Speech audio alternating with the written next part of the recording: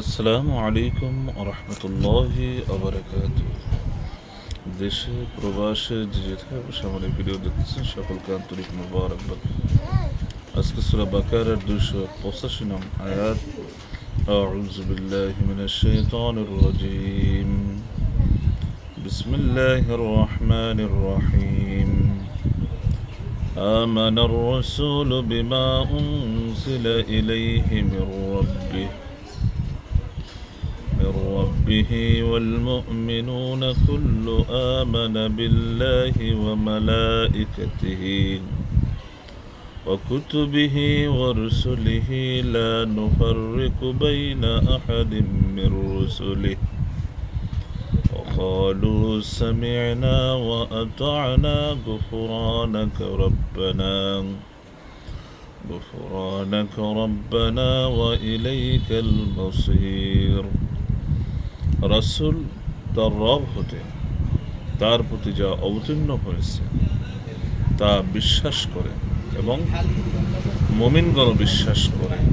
তারা সবাই আল্লাহকে, তার ফেরেশতাকে, তার গ্রন্থসমূহকে এবং তার রসুলগণকে বিশ্বাস করে।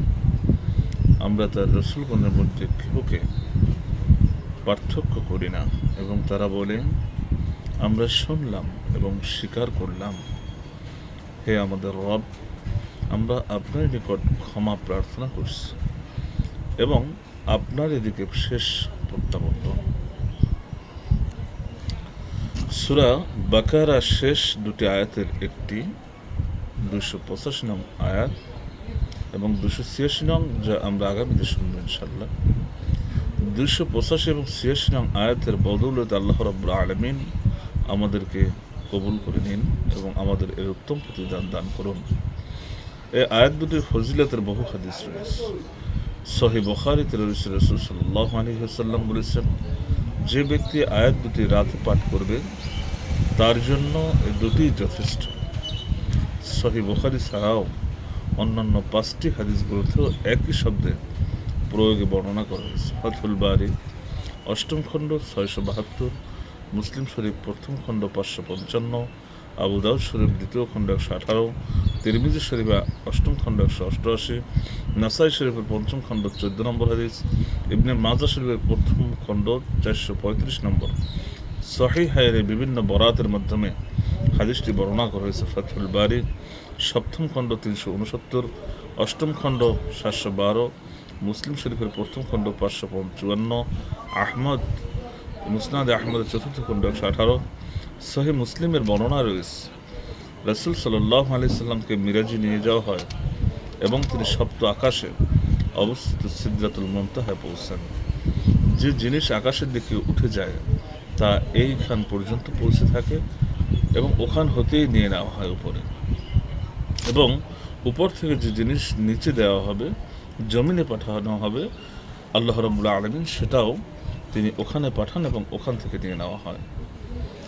রাসূল সাল্লাল্লাহু আলাইহি সাল্লামকে এখানে 3টি জিনিস দেওয়া হলো। 1 নম্বর 5 ওয়াক্ত নামাজ, 2 নম্বর সূরা বাকারার শেষ 2 আয়াত, এবং 3 নম্বর একত্ববাদীদের সমস্ত পাপের ক্ষমা। মুসলিম রহমতুল্লাহ আলাইহি তার 1ম খণ্ড 157 নম্বর হাদিসে উল্লেখ করেছে। ইবনে আব্বাস রাদিয়াল্লাহু তাআলা আনহু বলেন, আমরা রাসূল সাল্লাল্লাহু আলাইহি সাল্লামের পাশে বসেছিলাম এবং জিবরাইল আলাইহিস সালাম তার নিকট ছিলেন। এমন সময় আকাশ হতে এক ভয়াবহ শব্দ আমরা শুনতে পাই। জিবরাইল আলাইহিস সালাম উপরের দিকে চক্ষু উত্তোলন করলেন এবং বললেন, আকাশের ওই দরজাটি খুলে গেল যা আজ পর্যন্ত কোনোদিন খোলা হয়নি। তথা হতে একজন ফেরেশতা অবতরণ করেন এবং নবী সাল্লাল্লাহু আলাইহি সাল্লামকে বলেন, আপনি সন্তোষ প্রকাশ করুন, আনন্দ প্রকাশ করুন, আপনাকে ওই দুটি নূর দেওয়া হচ্ছে যা আপনার পূর্বে কোনো নবীকে দেওয়া হয়নি। তা হচ্ছে সূরা ফাতিহা ও সূরা বাকারার শেষ 2টি আয়াত। এগুলির প্রত্যেকটি অক্ষরের উপরে আপনাকে নূর দেওয়া হবে। ইমাম মুসলিম রহমতুল্লাহ আলাইহি 1ম খণ্ড 554, নাসাই শরীফের 5ম খণ্ড 12 নম্বর হাদিস, ইমাম নাসাই রহমতুল্লাহ আলাইহি বর্ণনায় হাদিসটি বর্ণিত আছে। এবং তাহলে আমরা এই যে কথাগুলো শুনলাম, যে ইবনে আব্বাস রাদিয়াল্লাহু তাআলা আনহু তিনিও বললেন রাসূল সাল্লাল্লাহু আলাইহি ওয়াসাল্লামের নিকট তারা বসা ছিলেন, সেখান থেকে তিনি শব্দ শুনতে পারলেন আকাশের, এবং দরজা খুলে গেল, আল্লাহর রহমত সেখান থেকে বর্ষিত হবে, এবং নূর দেওয়া হলো নবীকে। সে নূরের সূরা, দুটি নূর দেওয়া হচ্ছে, তা হচ্ছে সূরা ফাতিহা এবং বাকারার শেষ দুটি আয়াত। শুধু কি তাই, রাসূল সাল্লাল্লাহু আলাইহি ওয়াসাল্লাম বললেন, কোনো ব্যক্তি যদি এই দুটি আয়াত রাতে পাঠ করে, এই দুটি যথেষ্ট তার কল্যাণের জন্য, তার বরকতের জন্য, তার উপরে আল্লাহর রহমতের জন্য, তার নাজাতের জন্য। তাহলে আল্লাহ রাব্বুল আলামিন যেন আমাদেরকে সূরা বাকারার শেষ দুটি আয়াতের মাধ্যমে নাজাতের ফয়সালা করে দেন, এটা আমাদেরও চাওয়া। 285 নম্বর আয়াতের কথা শুনলাম, এবং আগামী কোনো ভিডিওতে 286 নম্বর আয়াতের কথা শুনবো। আল্লাহ রাব্বুল আলামিন সে পর্যন্ত আমাদেরকে ভালো রাখুন, এবং সূরা বাকারার শেষ দুটি আয়াতের যে ফজিলতের কথা বলা হয়েছে তা মান্য করার তৌফিক আল্লাহ রাব্বুল আলামিন আমাদেরকে দান করুন, এবং তেলাওয়াতের তৌফিক আমাদেরকে দান করুন। আসসালামু আলাইকুম ওয়া রাহমাতুল্লাহ।